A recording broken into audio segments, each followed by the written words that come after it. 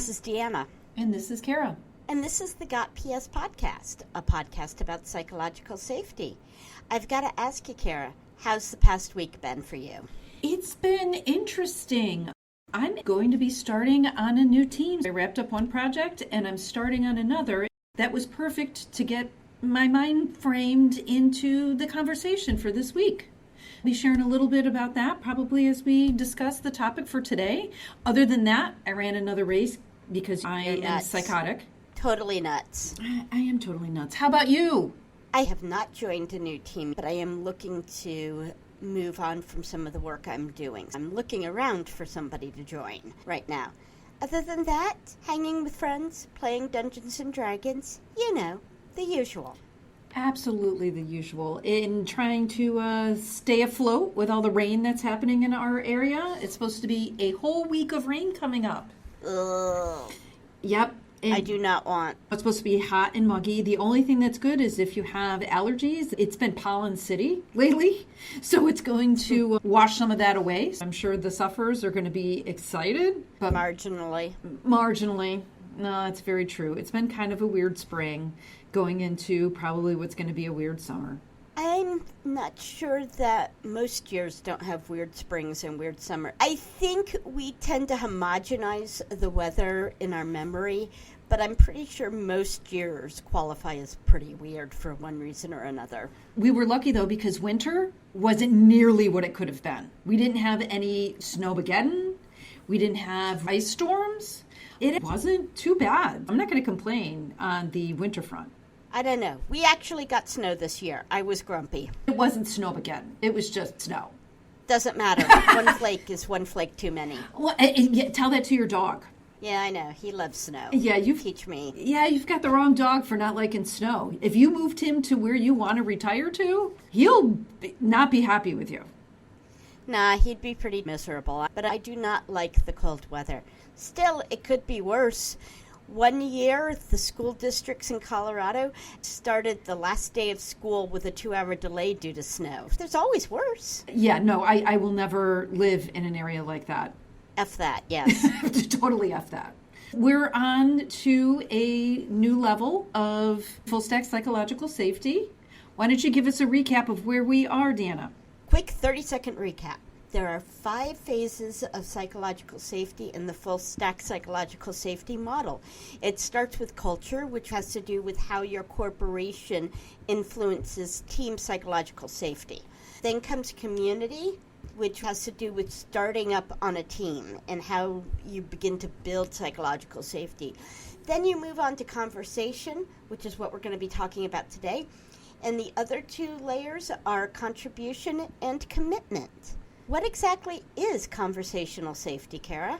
Conversational safety is where members are able to start blending in with the team. They're able to speak up, ask questions, understand where they fit into the team. We call it conversation safety because the first level, they were able to onboard and feel valued. Now, at this point, they're able to ask questions, get answers, feel the team is investing in them. In fact, what we say the catchphrase is for this level is everyone is worth investment.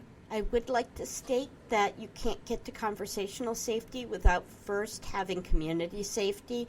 If you don't have those building blocks, then everything is going to crumble at some point in time or another. A key ingredient to conversation safety is learning. If you read The 4 Stages of Psychological Safety by Timothy Clark, his second stage is called learner safety. And he speaks a lot about when you're a student and how you feel in your relationship with your teacher. Have that in mind while we go through this stage. The thing to hammer on before we keep going is the exact thing that Deanna just said.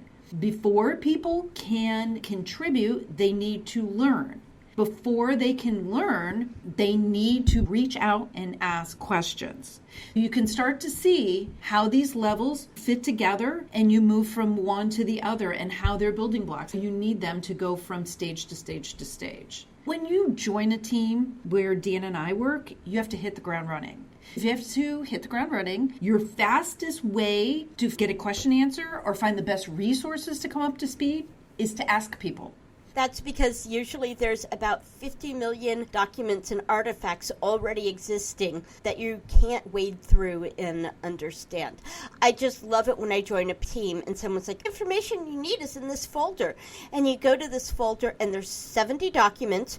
None of them are shorter than 20 pages. I sort of throw my hands up and say, I guess I'm not going to learn anything about this team. If I open a document and it's over 10 pages, no. Even my brain shuts down, and Deanna and I will both say that I write the wordiest emails on the planet, and I don't mind a good document, but even I got my limits. People all learn in different ways and at different paces.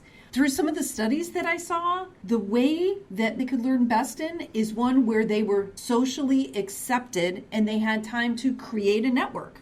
The fastest way to get to information that is going to be useful for you as you're onboarding is by reaching out to people that you trust and you know that have the answers. That is such a key part to this whole process. A lot of teams aren't willing to devote the time, not just your time, but the time of whoever you're asking questions of, to that learning phase.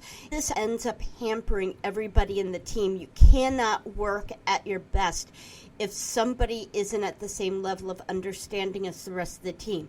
You have to take a pause and say, this is going to slow us down for a couple weeks, but we want to make sure that you're up to speed. We're not going to throw you at it and expect you to learn on your own.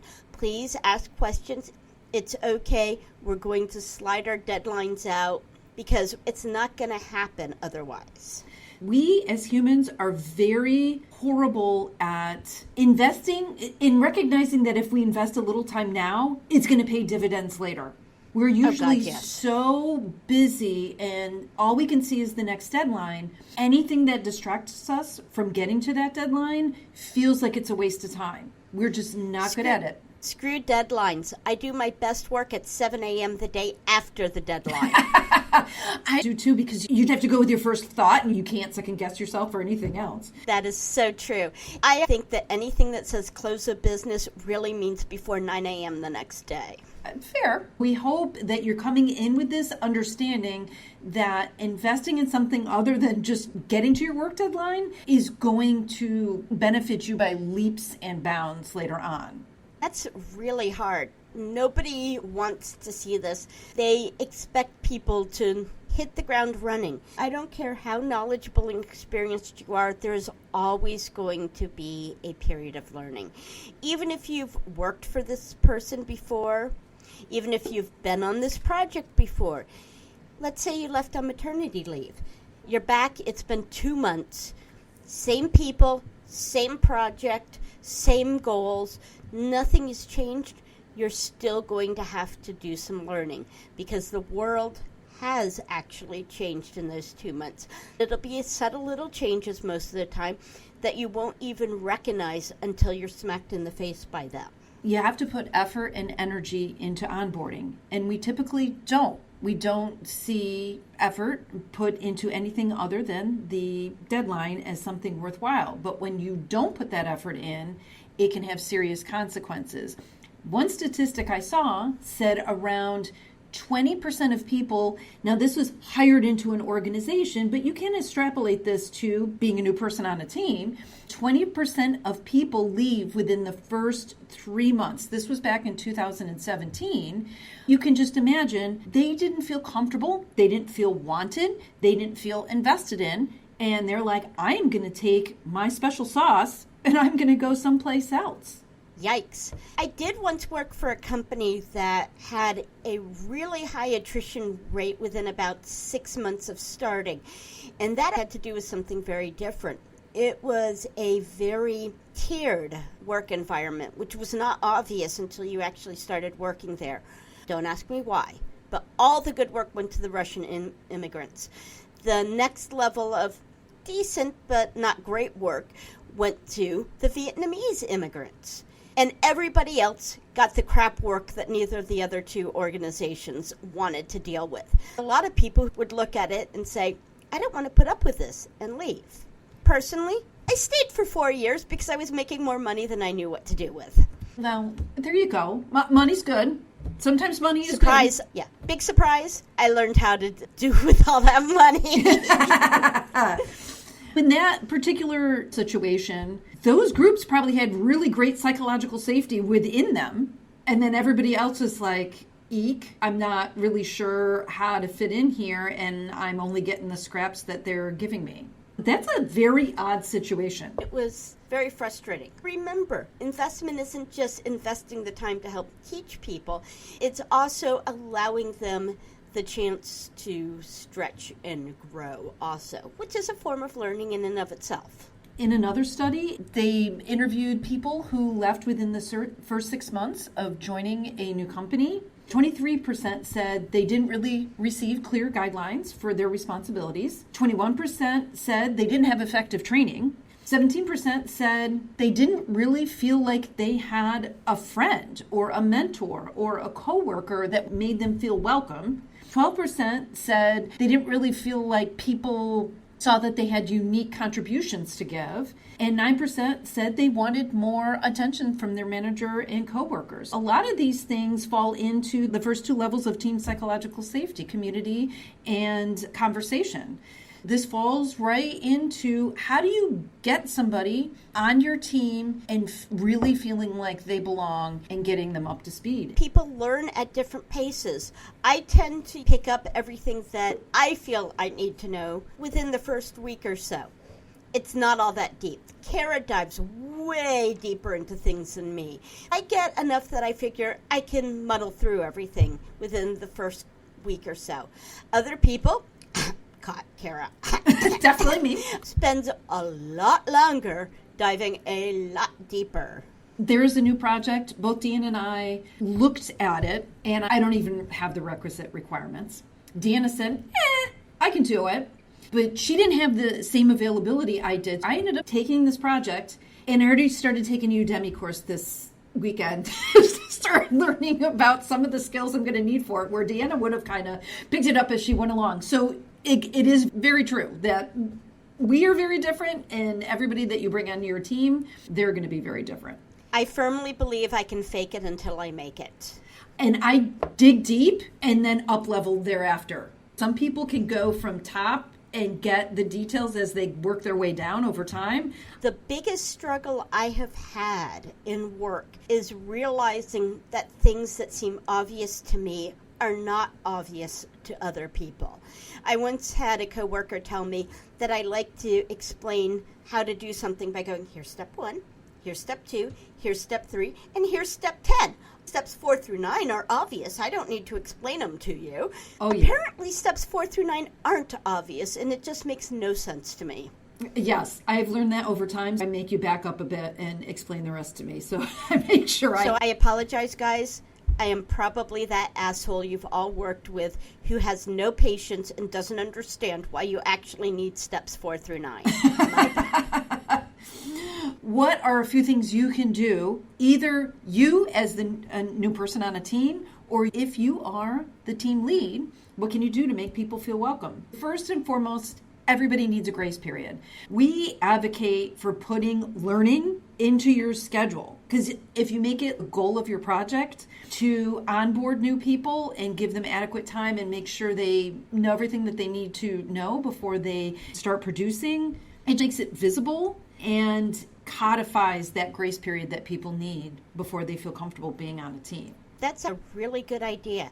If you guys are managing, whether it's a work breakdown schedule, a Kanban board, or something beautiful inside your head, make sure that you're actually putting in learning time. Make sure you write that issue that says, learn about XYZ, and put it into this week's scrum. Leaders, you're going to have to be able to justify this to your management, because they're going to look at it and say, why are you putting in this learning time? We all need to learn, not just because we're not up to speed on a team, but our knowledge gets stale. There may be something that comes out new that would apply to our project if we learn about it, or just to keep us interested and engaged. Doing the same thing over and over and over again tends to be boring. Some people want boring because they've got a wonderful, exciting life on the outside. Then there's the rest of us. We actually want work to be interesting and our home life more boring. as technology changes, and it's changing constantly now, the skills you were hired for are going to be stale. Technology is moving too quickly for people to keep doing the same things they've always been doing. So learning is going to be a more important part of your project planning as time goes on, because everybody's skills are getting stale. Technology is moving way too quickly for people to not have to learn something new.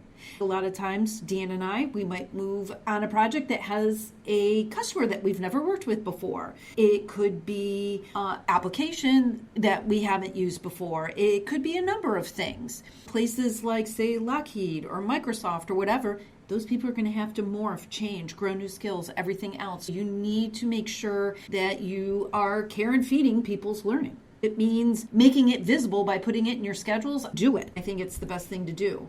Work that is not visible is work that never happens. You need to put it in the schedule. Put it into your calendar. Put it into your Kanban board. I don't care how you do it.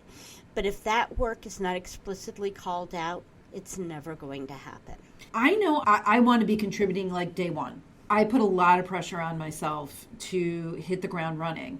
When you put in the schedule, take some pressure off of me. It can be very helpful to make somebody understand who might be a little too crazy and wanting to contribute too quickly to say, hey, take your time and ramp up a bit. It takes a little bit of that pressure off. People learn at different speeds. You may want to be doing learning off and on for 60 days. I am probably done by the end of the second week. Please let me go do things. The next thing you can do if you're a new team member or if you are a leader is ask questions. One of the articles that I read, they said that managers and team leaders, they're very busy.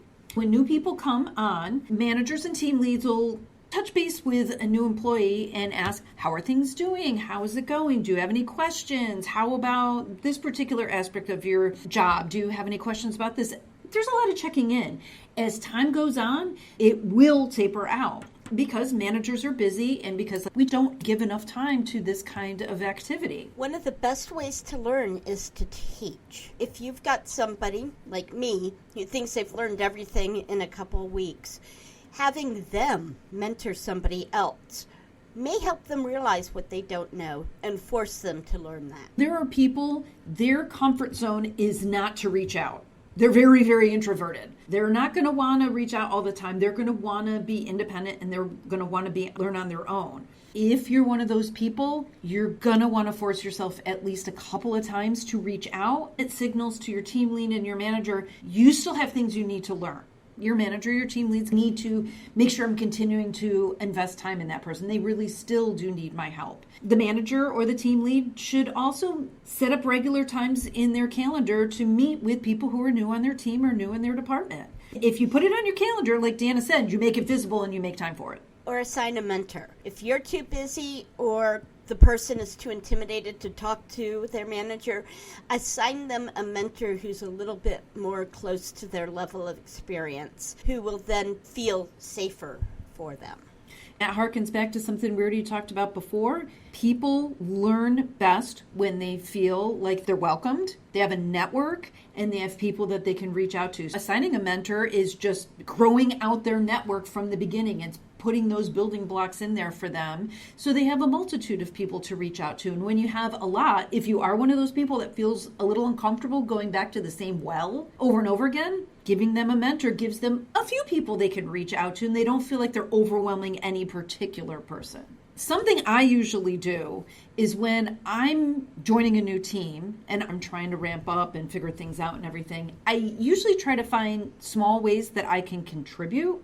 My big thing is building an acronym list. We work with government customers. They love themselves an acronym, and it is easy to get lost in the alphabet soup that happens. I often make acronym lists for my teams. It's great to have it. It also is a way that I start engaging and learning in the customer that I'm going to be serving. Another thing I do offer is if there is a team meeting, I don't want to get in the habit of doing this. This is the thing as women, Deanna and I are very sensitive to, do not always offer to type up team meeting minutes, but I will do it near the beginning because by doing that, I know for me, it starts to make it go into my brain as well. So it is something in the beginning. I will not allow myself to do it from here on out, but that's a whole nother story. Meanwhile, I once worked on a project for 6 years, and I still don't know what some of the acronyms mean. It's not a surprise, and they've probably morphed and changed over time as well. The very first project that Deanna and I were on, they're not even called the same thing anymore. The organization has changed names 2 times since we left. I don't remember what the acronym means anymore, but it was self-referencing. I just came from an Army contract, and they had one that was self-referencing as well. It's just like GNU. I love that. Hopefully this has been helpful to you in coming up with ways that you can make the learning environment more welcoming, more approachable for those that are joining your team, be it a small team or your department. Remember, everyone should feel that they are worth the investment, and that means you have to be willing to put that investment in each and every person. Well, thank you for joining us. Next week, we will give you some more tools for how to establish conversation safety within your team. Until next time. So, talk to you later.